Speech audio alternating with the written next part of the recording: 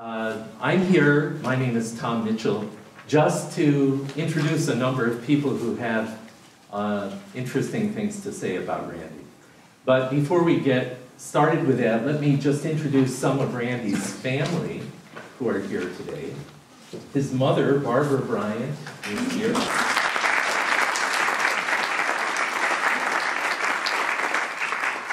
Randy's wife, Janice.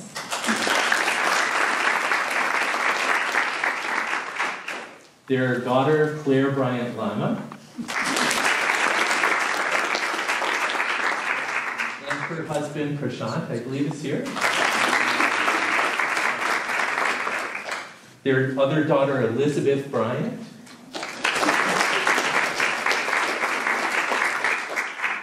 As well as Lois Bryant, Randy's sister.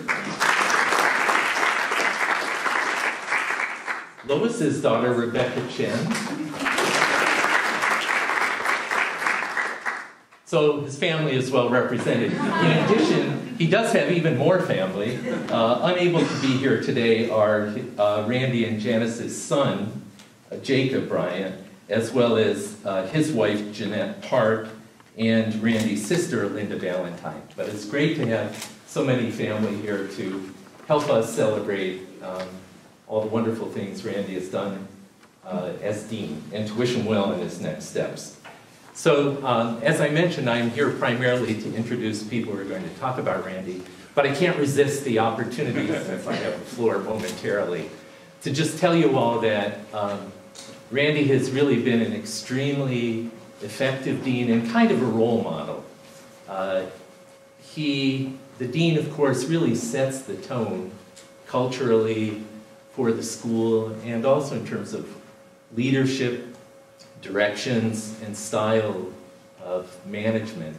And Randy has done that as well as I think can be done.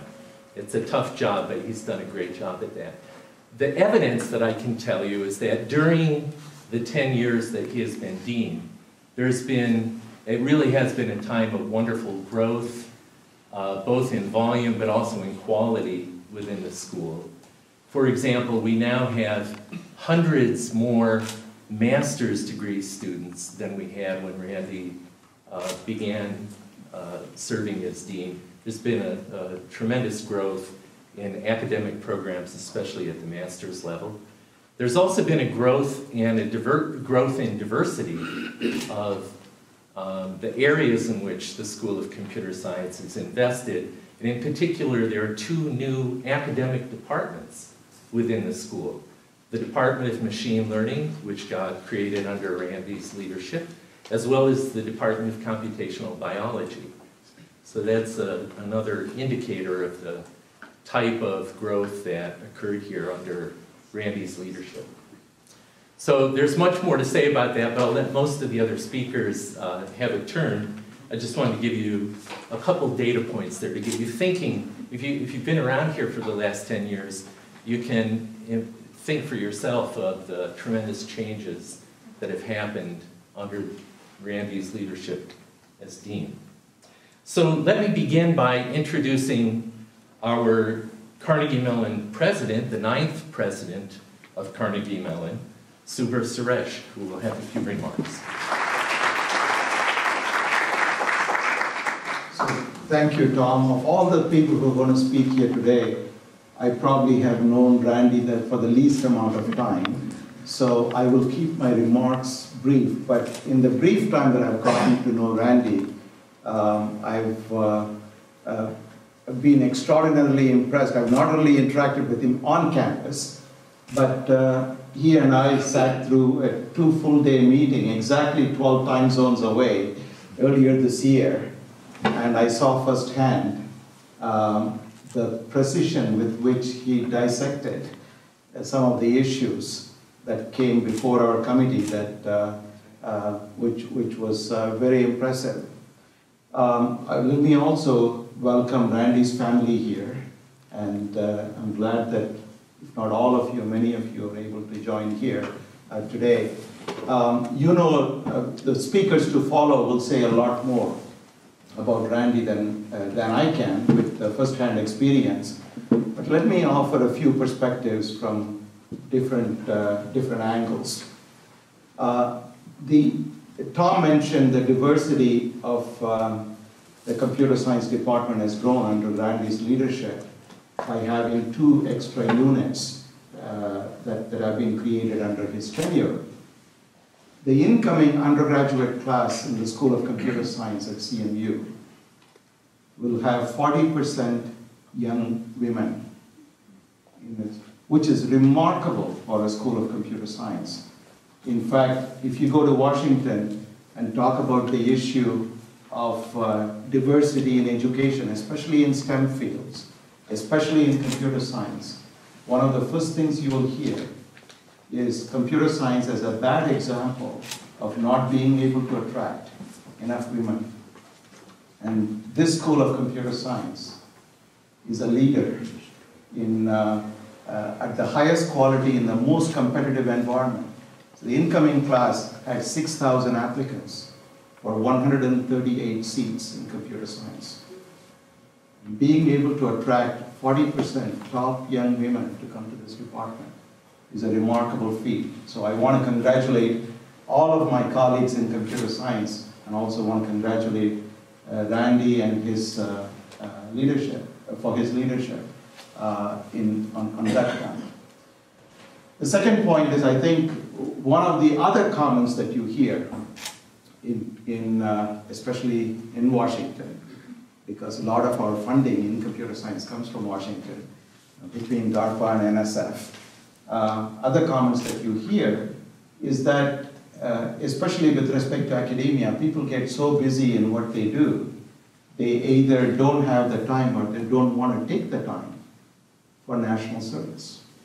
So after 10 grueling years of being dean, having to deal with all kinds of things, rather than taking a sabbatical in a sunny spot, Randy volunteered to go, at least spend part of his sabbatical time, right in the middle of a lot of fireworks, not in the evening, but during the daytime as well. And all the people he's going to work with are my very good friends, so I know what environment he's getting into. So it'll be an exciting time, and I want to wish you a very impactful sabbatical leave, if you call that sabbatical leave, in OSTP during the course of next year. So then there is a story about going to Washington from academia. There is a famous story, true story. As you may know, Woodrow Wilson was president of Princeton University. After being president of Princeton, he became the governor of New Jersey. After being governor of New Jersey, he became the president of the United States. So when he arrived in Washington, apparently the story goes that one of the reporters walked up to him, said, "Mr. President, I have a question for you. Why did you leave the comfortable surroundings of academia, especially an Ivy League school, to come into, of all places, Washington, especially the White House?" And apparently Mr. Wilson responded, "So I don't have to deal with politics anymore." So you have to remember that. Okay. So being a dean has a lot of headaches, etc. So Randy, on behalf of Carnegie Mellon, thank you very much, and I look forward to interacting with you in your new role as well, and look forward to even connecting 12 time zones away, if we can, if not sitting at the table, but communicating further about it. And I want to thank the family as well for sacrificing a lot of Randy's time for the sake of the university. So thank you very much.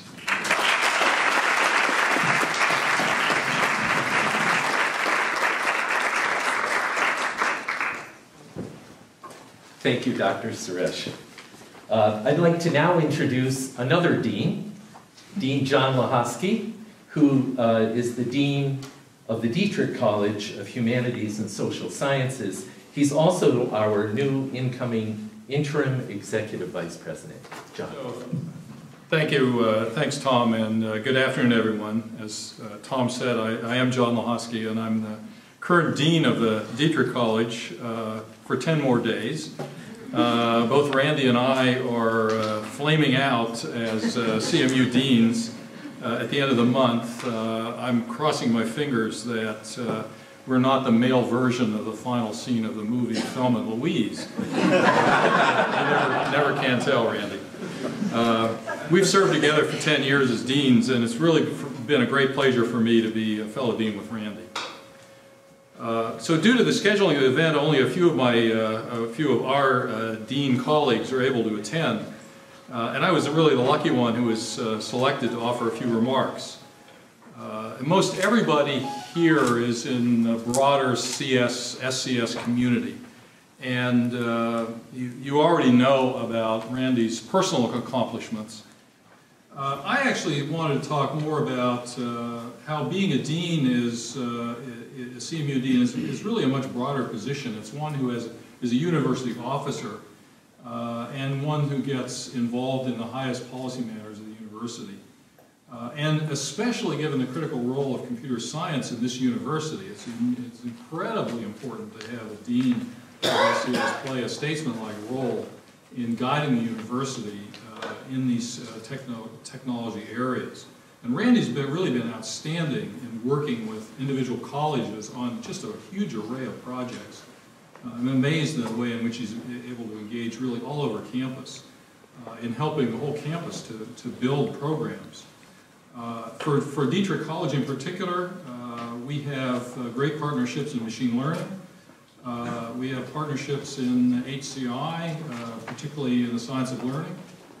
And furthermore, Randy, along with Kyron Skinner, have been really major forces in moving Carnegie Mellon towards major funding opportunities in DoD and related agencies. So the link, and I think the links between Dietrich College, which I know best, and SCS, they're really echoed around campus. In CIT and MCS and Hines, just to name a few.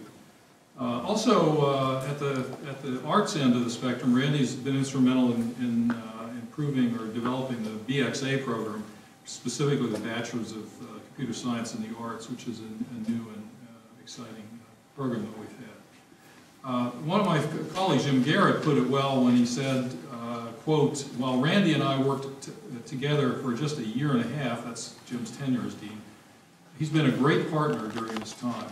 He was the first person I met on my first day as dean. We discussed what we might do to resolve some of the basic issues associated with Silicon Valley campus.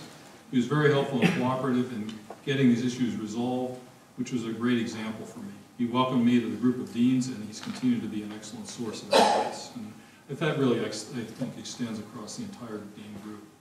We've all found Randy to be a wonderful colleague, one who not only worked to see that SCS prospered, but also one who was an important university citizen. Certainly Randy will be a big loss to both SCS and the university, and his voice will be greatly missed in more ways than one. Indeed, there are a number of occasions when the deans are on display at some event, convocation, various parts of graduation. And during these events, they invariably begin with the Star-Spangled Banner, and they invariably end with the CMU alma mater. Now, Randy has a great tenor singing voice, at least when compared with the other deans, which I have to admit is a pretty low standard. And he did an especially great job with the alma mater. And frankly, I shudder to think what will happen without Randy anchoring this group. I think the deans that remain will be reverting to a lot of humming.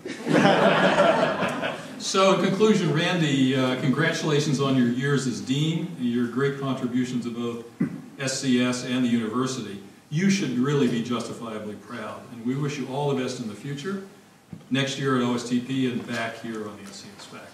Congratulations.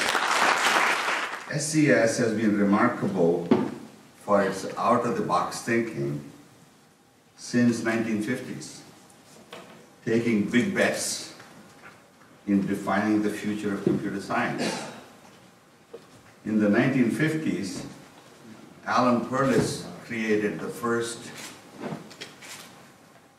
high-level programming language called IT.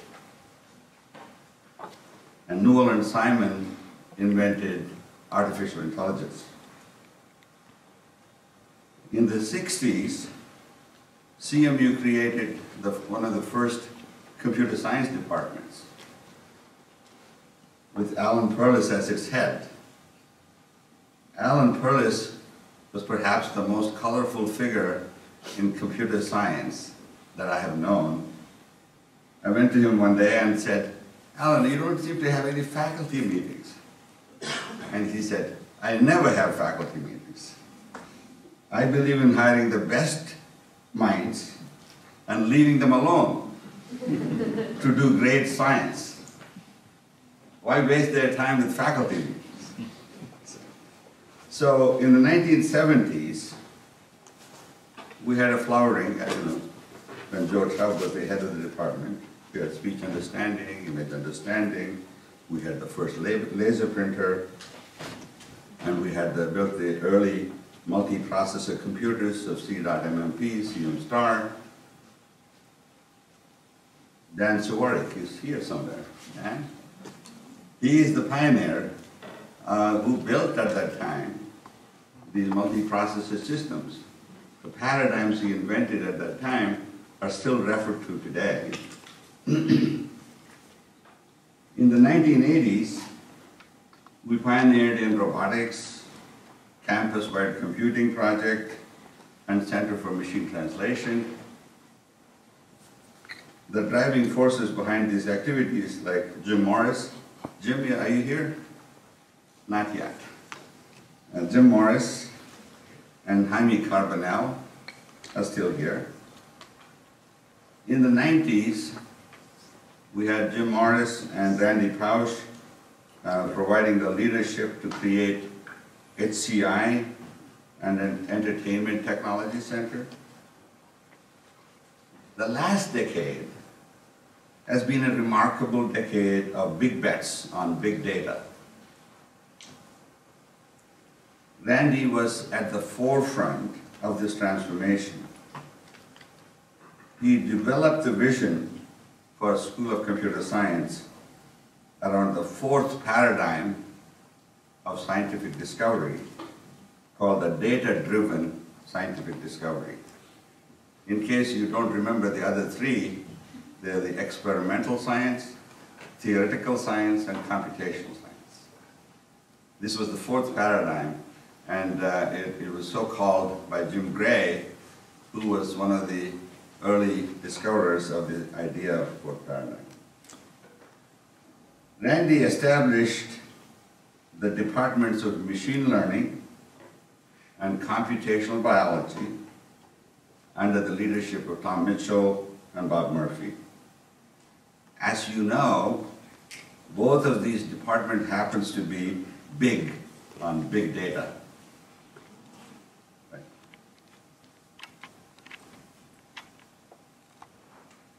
Way to go, Big Randy. You're leaving big shoes to fill. All the best. Thank you. We're all here today to recognize and thank Randy for his contributions to the school and the department, but I wanted to provide a little more personal perspective. Randy, worked closely with Randy for almost 20 years now, it's hard to believe.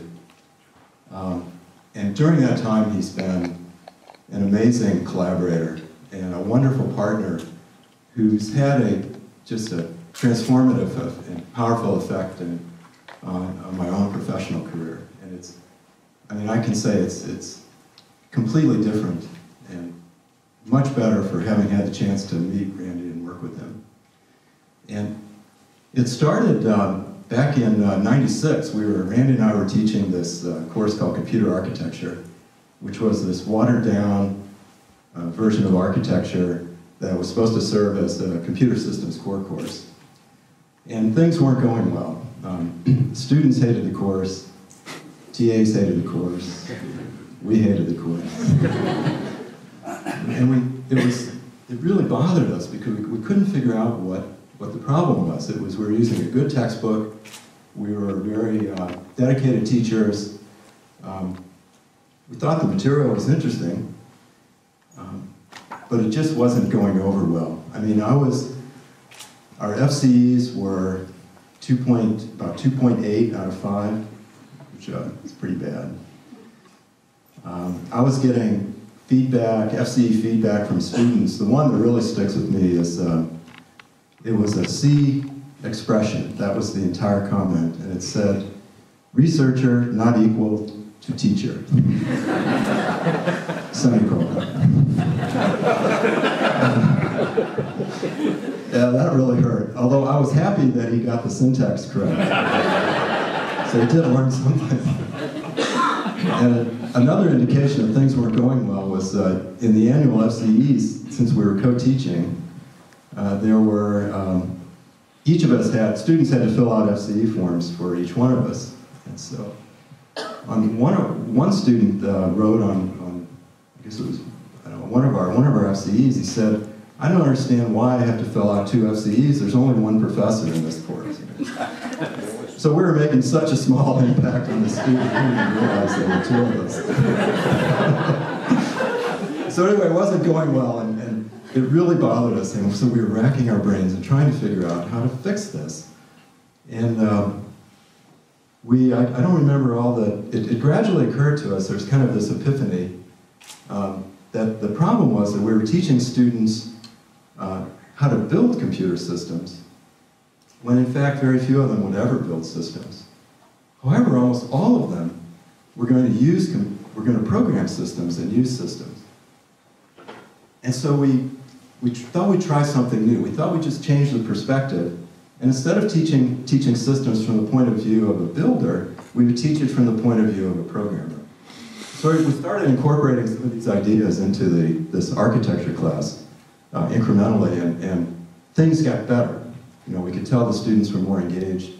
Our FCEs improved slightly. We were over 3. And so we just decided in 1998, summer of '98, we just decided to create a new course. And so this is one of the great things about CMU. We just sort of threw away the old course. And we created this new course. And we spent that entire summer, this thrilling summer, creating and developing this new course, and where we just applied the following filter. We said, if there's a part of the system that affects the correctness, the performance, or the accuracy, or the fidelity of a C program, then we'll throw it in the course. Otherwise, it's out. And so we just applied this filter and created this brand new course called 15-13 Introduction to Computer Systems, which we offered for the first time in the fall of '98. And one of the first indications that things were going well, I think it was the first lecture, right? Randy was speaking and he realized that 15-13 was actually the zip code. So on the spot he came up with a motto. This is the first time I've ever had a motto for a course. But it was 15-13, the course that gives CMU its zip. And that's our motto to this day, still, if you look at it. And so as there's an old saying that the first time you teach a course, you learn a lot. And the second time you teach a course, your students learn a lot. Well, this was amazing because we could tell as the course was going on that the reaction was better. It was just different. The vibe was different. Everything was different. And at the end of the semester, the FCEs were 4.6 out of 5. The very first time we taught the course, right? It's normally a disaster, no matter how hard you try. And then what happened is subsequent semesters, it kept getting better, no matter who was teaching it. So we didn't always teach it every semester. And after 2 years, the FCEs for this course were 4.9 out of 5, and it had grown to like 150 students. And so it was, the reaction was so strong, and it continued, right? And the course is still taught today. There's over 1,000 students take the 213 every year, 400 each semester, and then 300 are taking it this summer. And so that course has had a big impact on CMU. And my life as a teacher, being able to create a course that has that kind of impact is just a tremendous feeling.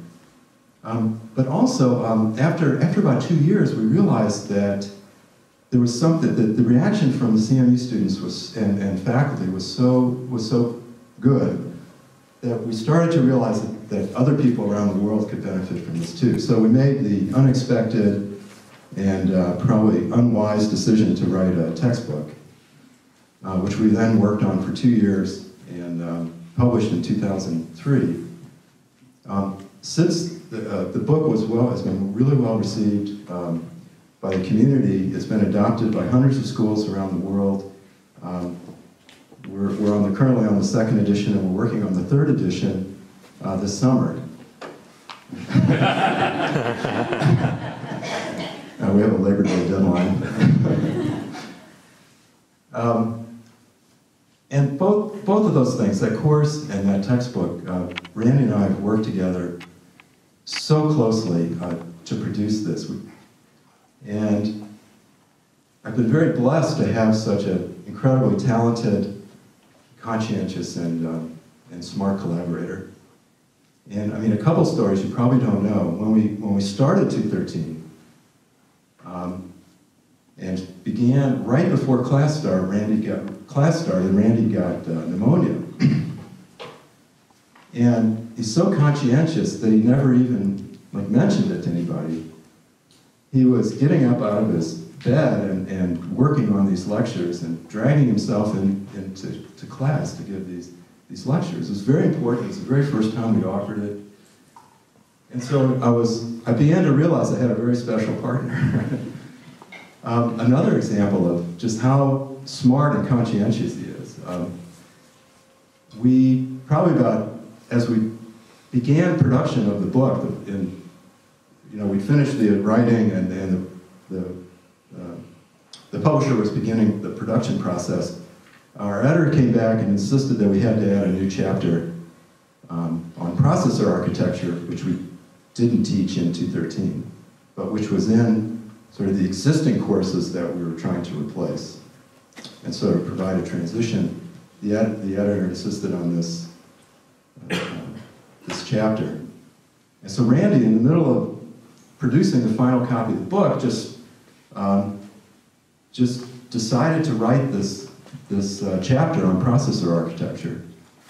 And he developed, in a very short period of time, this incredibly complete, deep subset of the x86 instruction set. He developed a complete pipeline architecture, functionally correct, with all the control logic, timing accurate so that it could actually be simulated on FPGAs and produced in hardware. It's a tremendous accomplishment. The competing book, the Hennessy and Patterson book, they have a similar kind of thing, but it's not timing accurate. You couldn't actually implement it. There's too many things missing. But he was so smart that he was able to figure out this sort of reduced model that was not only simple, but it was actually correct and complete. And it was a tremendous accomplishment, and I actually taught it last summer to a group in Beijing. And we don't teach it here at CMU, but the reaction from the students was just amazing. And so he's able, it's this combination, I think, of being just very, very smart, but incredibly conscientious and giving of his time. It's been such a great experience. And the third thing you probably know, besides being really smart and really conscientious, what you probably don't know about Randy is that he's a great hacker. Okay? And Randy's one of the best hackers I've ever met. It's his research area, and he's known for working in formal methods, very theoretical area of computer science, very mathematical. But he has this hidden hacker that he finally came out when we started writing this book. And he can reverse engineer any system, he can reverse engineer anything, figure it out, abstract it, and explain it, and just a fantastic book. So I'm on the 5th story of this huge bookstore off the PKU campus. And I was thumbing through, I found the Chinese version of the book, and I was thumbing through it, paging through it, and this random guy who's up browsing the bookstore walks up, he taps me on the shoulder, and he says, oh hey, that's an amazing book. The English version is 2 aisles over. And that was the most thrilling moment. I mean, to realize that we'd gotten into someone's brain halfway around the world, it was one of the greatest feelings you can imagine. And it could not have happened without having such a great partner as Randy. So, Randy, thanks a lot for everything. You know, good luck at your new job in the White House, but don't forget to explain to them that we have to have the book done by. I'm sure if you explain to President Obama that it's a matter of national security, he'll understand. So, thank you. I said something like this a long time ago. I think it was Randy was getting his chair, but I think it's still appropriate. Randy used to run triathlons. Like he could do 3 different, very difficult things for a long way. Now he's proved that all over again in a completely different field. We all know he did this astounding research early in his career, and he continues with his BDD stuff that has sort of revolutionized a lot of theorem proving, and actually, as Ed Clark will tell you, helped Ed Clark do a lot of his great work. And with Dave O'Halloran, maybe you've all heard this, he did this fantastic book, which was paradigm changing in the area of hardware design. And then finally, he spent 10 years being probably the best dean Carnegie Mellon SCS has ever had. Look at the blossoming of this department. It's been totally amazing. In fact, when I came back here after 5 years in California, I was astounded at how great the place was. Another 5 years has gone by, and it's still great and getting greater. I also should mention that long before Randy became the dean, many of us, especially me, recognized his wisdom and great judgment. And in fact, on many occasions, I depended upon his judgment to substitute for mine, which is sometimes very faulty. And he was great at that. So I'll be interested to see what he does next. He can go on and try to hit a 4th major area of wonderfulness. Thank you, Randy. Tom mentioned, and President Suresh did as well, but I'd like to make a special recognition to Janice. You have been the brains behind this operation. I'd also like to call out one of my predecessors, Angel Jordan. Angel,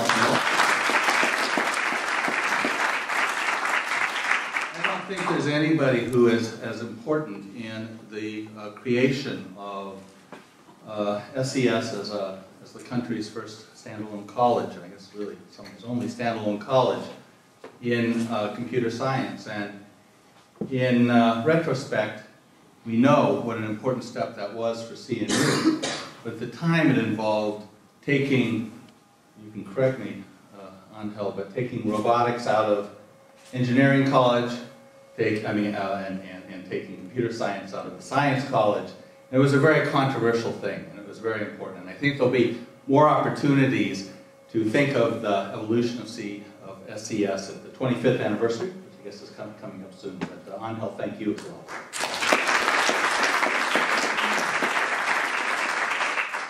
So it's been a delight, simply a delight to work with Randy for all these years.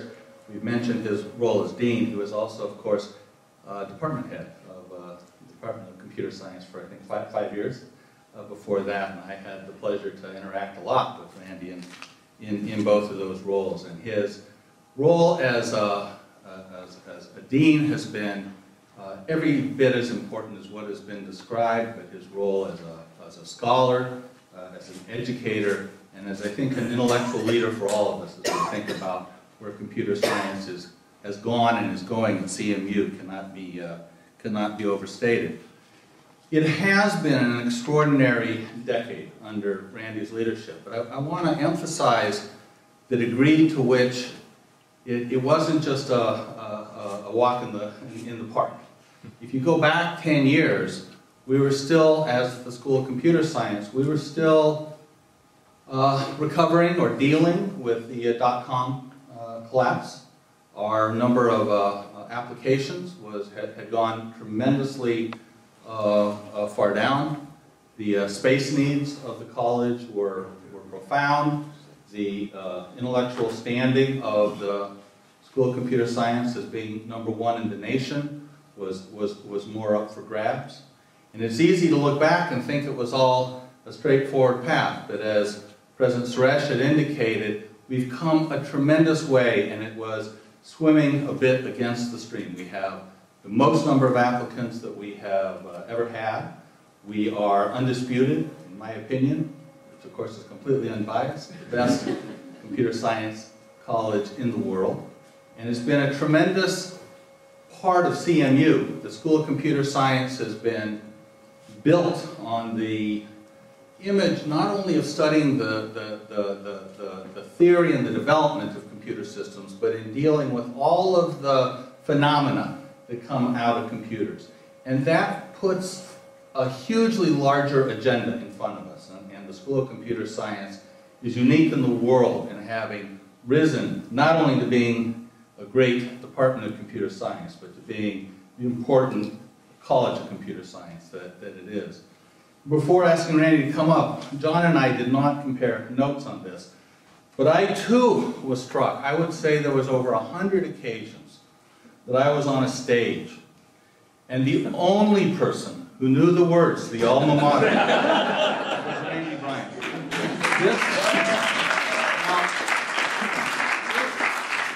This was very good for me, because all I had to do was move my lips.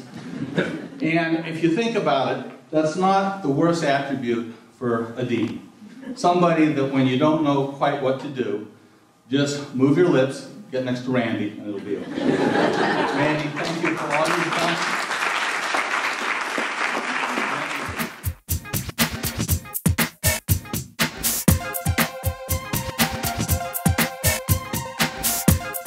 Congratulations, Randy, on 10 years as Dean. You've had an amazing career, and I can't wait to see what you do next. Your research has had a huge impact on both academia and in industry. And personally, I can say that your mentorship and guidance has had a huge impact on my own career. The time I spent in your group was a springboard onto a new path, and it's been an excellent foundation for everything that I've done since then. So thank you for your insights and your wisdom, and I wish you the best in things to come. Dear Randy, it feels like yesterday when I first arrived at CMU. 7 years went by so quickly. After all, the things we enjoy go by fast, leaving behind nice memories. I hope that every time you open this time capsule, it will bring back nice memories of all the enjoyable experiences you had at CMU. I was very fortunate to have you as my advisor. Through your advice, you've made me a better person. Thank you.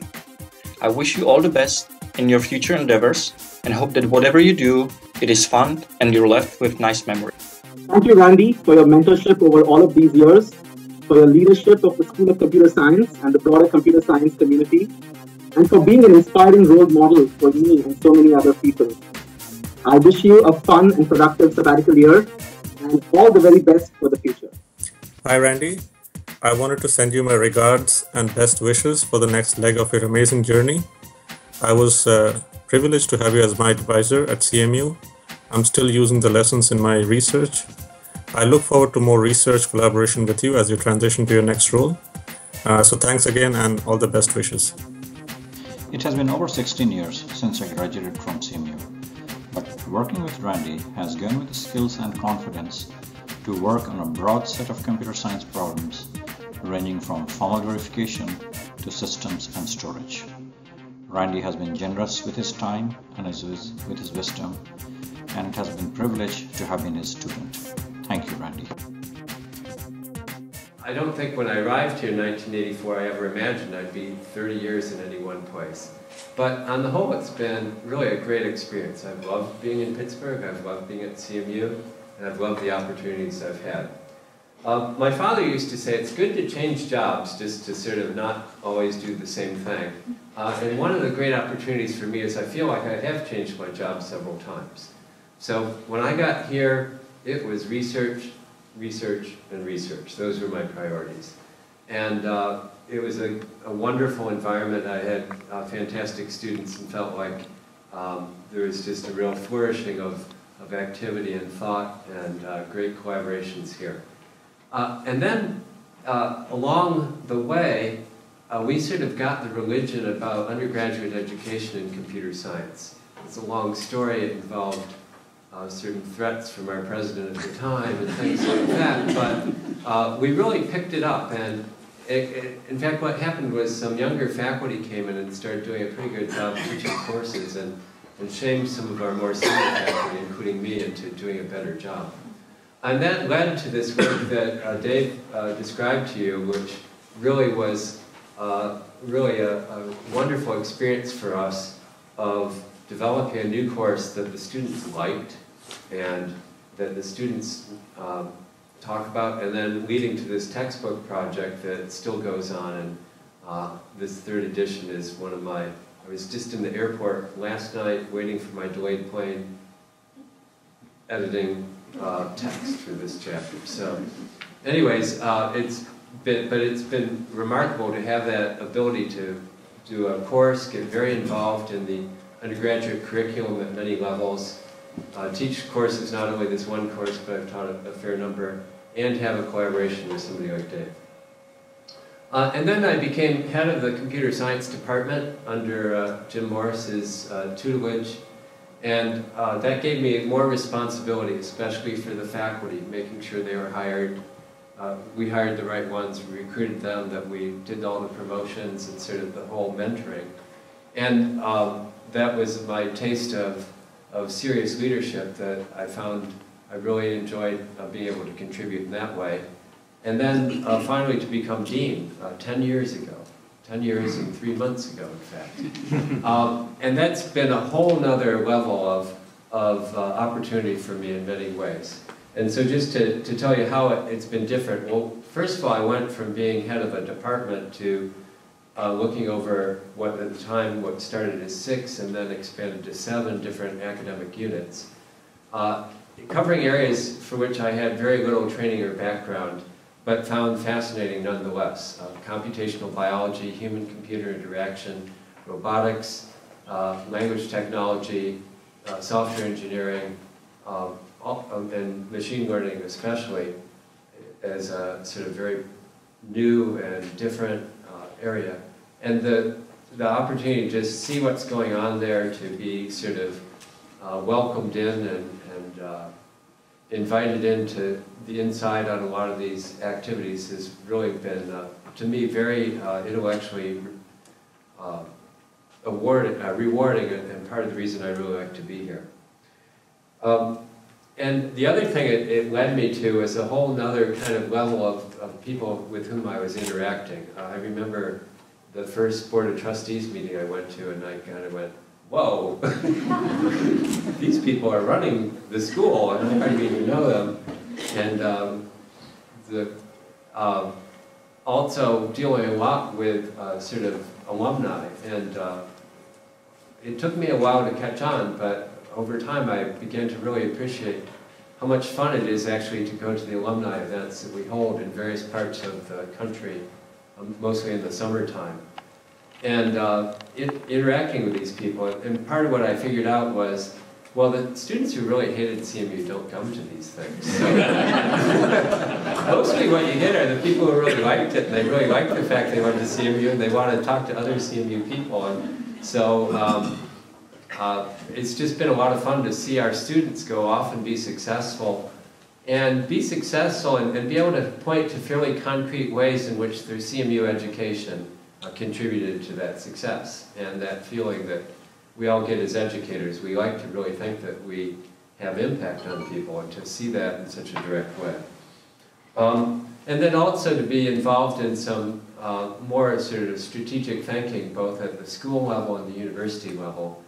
And I got very interested in the big data, what's now called big data, back in 2007, and that's been just a lot of fun and very exciting for us locally and actually to some extent nationally as well.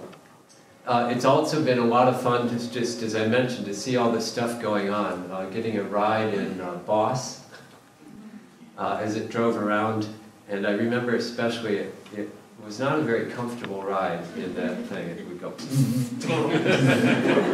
I thought, what? You know, couldn't they just like fix their algorithms to make a little bit smoother, not such lead foot driving? But then when we went to the urban challenge competition, the speed limit was set at 35 miles an hour, and you'd see Boss would basically squeal its tires until it hit 35, peg that, come into the intersection, jam on the brakes, come around, and hitting that limit. And as the competition went on, that lead foot driving got it a little bit ahead of the competition, a little slowly, and was part of the reason why it won. So that was pretty cool. And I was also just thinking about Randy Pausch, somebody mentioned, and what a you know, tragic but wonderful opportunity that was for us all to go to the last lecture to celebrate his life and the outpouring of sympathy that stirred from around the world. Really quite amazing. It's been fun to host visitors. We've had Bill Gates, Governor Rendell, Jeff Bezos, Mark Zuckerberg, and a host of other people who've come through, and just the chance to meet with these people and see what they're like and what that could mean has been a lot of fun too. As people mentioned, Kyron Skinner, she's created this connection that's brought in, I don't know how many admirals, I didn't know there were so many, as well as generals. We had David Petraeus came before his fall from grace, various other leaders, current and former leaders in the government. And it's been a great opportunity, not just to sort of, not trying to do name dropping here, but just to sort of get a sense of what it is like for people in these roles and what issues they encounter and how we as CMU can engage with people like that and the organizations they're involved with. A lot of travel. I was counting, I've been to Qatar 7 times. India, Japan, China, Korea, and Kenya, all on university business, and the sort of global reach of CMU, and how much, when you go into other parts of the world, how much excitement they have for us and our institution and everything that we mean in our area is pretty remarkable too. And then working with the rest of the university administration, Jerry Cohen, of course, who's a wonderful president whom we all really liked. Mark Kamlet's been my boss, effectively, and it's been a pleasure to work with him. And more recently, Subra, I think, is bringing a sort of new type of leadership to the university that's helping us move along in many different ways.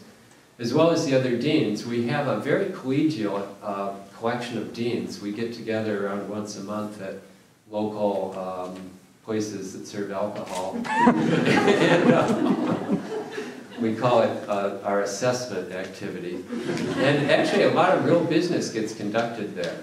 And part of it, you know, you hear stories in academia about how it's all fighting and politics and everybody's undercutting everybody else. And one of the things I've really appreciated about CMU is you just don't see that here. It's a place where I think everyone recognizes that there's opportunities, sort of, it's not a zero-sum game, that if we work together and collaborate, we can grow, we can bring in new resources, we can create new opportunities that we wouldn't have otherwise. And that pervades the leadership across the university and the faculty and so forth, and our students and our whole university. I think there aren't many other places I'd want to be a dean. I've often said that, but this is one of them, where being a dean has not been it's not been a job that had a lot of negatives associated with it. And that goes for the staff, the faculty, and the students. So the future, as you know, Andrew Moore is going to be coming in as the dean starting in the middle of August, and I think it's a great thing. Andrew was a very successful faculty member here, and went off to set up the Google office in Pittsburgh, which has also been very successful. And so he's going to come back. He's had way more management training than I have, or most people in academia. So his ability to bring in both that academic and the industrial perspective, I think, will be absolutely unique. I'm hoping to get this third edition knocked off, and it's a lot of work. Next year, as you've heard, my plan is to be an unpaid White House intern. So I'm headed for the Office of Science and Technology Policy. Physically, I'll be in the Eisenhower Executive Building, which is the sort of wedding cake building that's just adjacent to the West Wing of the White House. And I'll be working in an area where they're concerned with the policy issues of information technology, which you can imagine how many different things from NSA, data privacy concerns to healthcare.gov to what you name it, how much the crossroads between the federal government and computer technology is today. And so I'm not exactly sure what I'm going to do there, but I'm sure I'm going to learn a lot. And then after that, well, I'm back here about this time next summer. And I look forward to, although I'm a bit intimidated by the idea of restarting, getting serious about research again, making sure I get my summer salary covered and things like that. So just to do a special thanks, and the faculty and the staff of SCS, as I said, it's an amazing group of people. It's really been a wonderful experience to work with everyone. And especially those who I work with on a daily basis within the Dean's office. And I've appreciated the dedication of the people who run our undergraduate program and the sort of how much they really put into our undergraduate students. I mean, all the faculty across the university put a lot of time and attention into their students, that group especially. And my family, quite a few of whom unfortunately are here today, and they've been very supportive of me, and it's been a great experience to have them. Again, being at Pittsburgh, one of the great things here is that I don't really have to commute. We live 3 miles away, so that can sort of combine your life as a university person and a family person fairly well around here. So thank you very much for coming here today. I really appreciate it. I'm a bit overwhelmed, in fact, and it's really been great for you to honor me in this way. Thank you.